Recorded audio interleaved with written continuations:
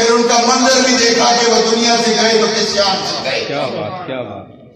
उन्हें रब ने फिर शान कौन सी अता फरमाई। इसलिए मेरे आला हज़रत फरमाते हैं दहन में दवा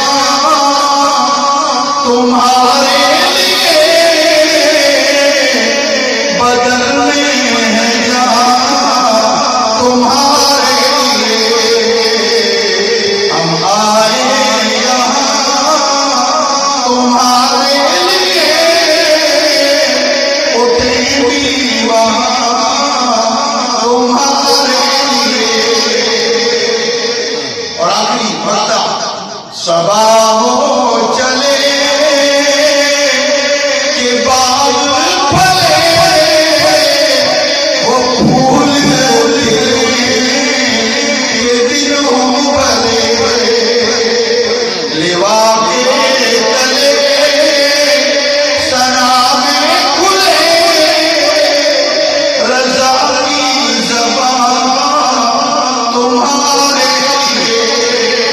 मिलकर लिवा के तले सना में खुले, हमारी ज़बान तुम्हारे लिए।